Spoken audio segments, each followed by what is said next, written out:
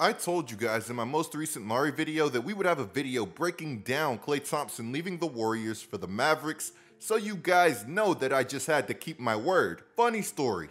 I actually tried to upload a Klay video a few days ago, but I had to take that one down because of all of this news coming out so fast and him ultimately landing in Dallas. In this video, I talked about the Mavericks being in the lead for Klay Thompson, but also how LeBron James and the Lakers were trying to do everything that they could to slide in and steal him away. Reportedly, LeBron James wanted Klay Thompson so bad that he had called him right when NBA free agency opened. Not only did LeBron James call Klay Thompson, but reportedly he was also willing to sacrifice to make this pairing happen. Woj said this prior to Klay Thompson being expected to join the Mavericks. There's a sense that LeBron James really starts to take this year to year, but what he's telling the Lakers is if they can find an impact player at the mid-level exception of about $13 million, whether that's Klay Thompson, James Harden, Jonas Valanciunas, maybe a couple of others, because this is not a star-laden free agency class, he will take less on his contract to allow the Lakers to add that exception into their payroll. James Harden re-signed with the Clippers, Jonas Valanciunas signed with the Wizards, and as we know, Klay Thompson is en route to Dallas. Fortunately for the Lakers, there's still a lot of talent that is available on the market, and fortunately for the Mavericks, they have yet again got their guy. But don't feel too bad about missing out on Klay, Lakers fans, because according to Ramona Shelburne, there's really not much that the team could have done. Reportedly, Klay Thompson wanted a fresh start because he felt that playing for the Lakers would be too similar to playing for the Warriors. I wonder what he meant by that. Anyways, guys, we have to talk about what Klay Thompson joining Luka Doncic and Kyrie Irving on this Mavericks team means. But first, today's content is brought to you guys by the people who've been making sure that I've been staying entertained throughout all this madness all off season. Underdog Fantasy. For those of you who don't know, Underdog Fantasy is the best and easiest way to play daily fantasy. Signing up is super simple and submitting an entry is even easier. And right now, when you sign up using code COOP, not only can you get a first-time deposit bonus for up to $250, but you can also get a special limited time bonus square. Don't sleep on that bonus square. If I had used this bonus square over Kyrie scoring 23.5 points, I would be $500 richer. Guys, remember, code COOP to support the channel and follow my IG at GETLIKECOOP to see my picks before anybody else. Thank you, Underdog, for the sponsor.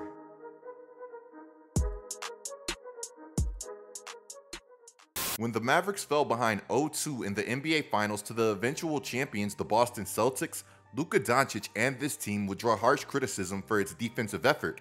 But while everybody was engulfed with the shortcomings of the Mavericks defense, Luka would say that the team's true problem wasn't their defense at all. In his opinion, it was their offense. To be more clear, here's the quote that I'm referencing from Luka Doncic. "Our defense has not been bad.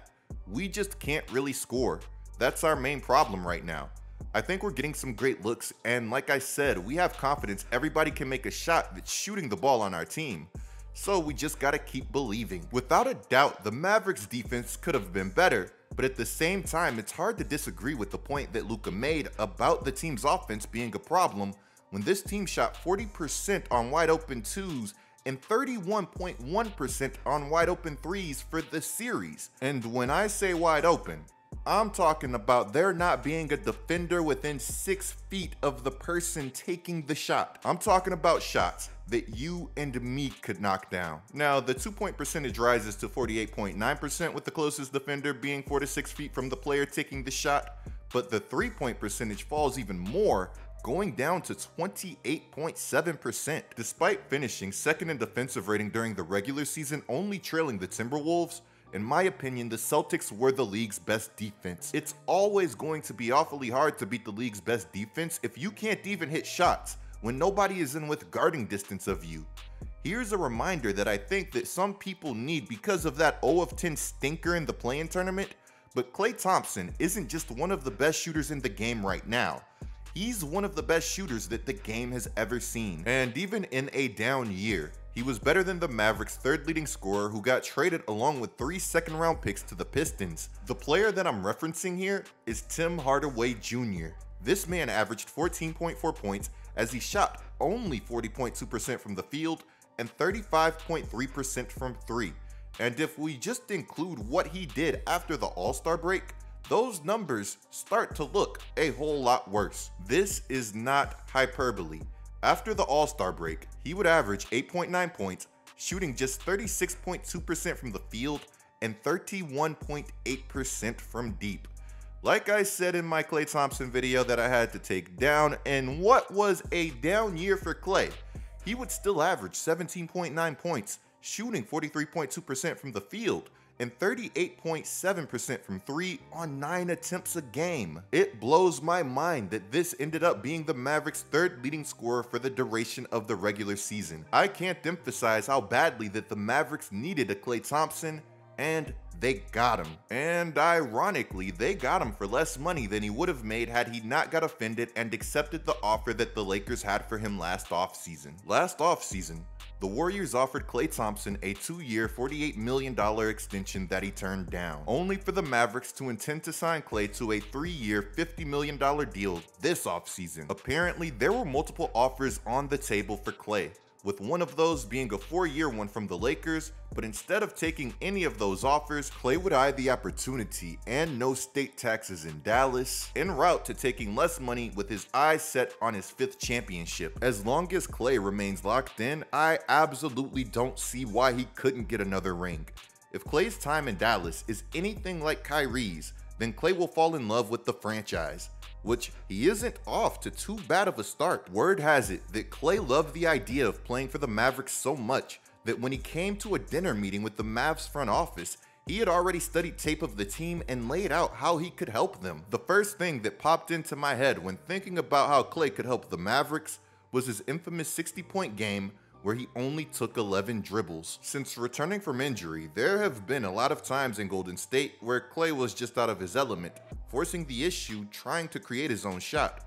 I think part of it was him trying to prove the haters wrong, and part of it was that he knew that the Warriors needed another go-to scorer next to Steph. Regardless, Klay Thompson is now headed to a team that will have Luka Doncic and Kyrie Irving, 2 of the greatest offensive talents that the game has ever seen. To be an impactful Maverick, all this guy is going to have to do is space the floor and knock down open shots, something that he's shown us that he's more than capable of doing time and time again. Luka Doncic averaged the 2nd most assists per game last season, averaging 9.8, and had the 4th most 3-point assists, assisting on 264 3-point shots. I am fully expecting that number to grow this season, with an already devastating offense becoming even more solid. It's going to be a lot of fun seeing Klay pull defenders away from Luka and Kyrie. It should also be fun to see how creative that the Mavericks get with him on offense. Now, Klay, at this stage of his career, isn't the lockdown all-defensive team defender that he once was,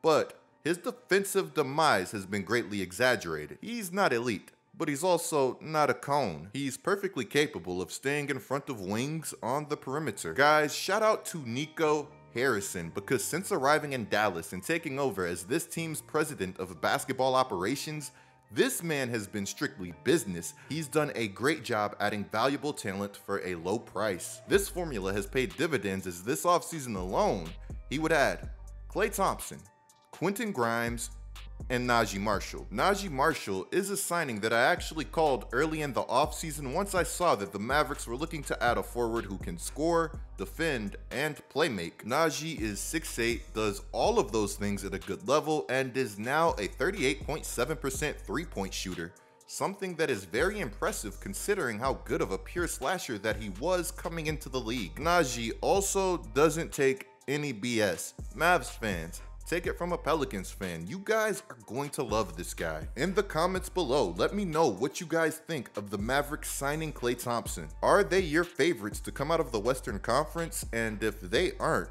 then who is? Guys, there's some more NBA news that I need to be covering, so I'm GetLikeCoop, bringing you guys the scoop until our next upload.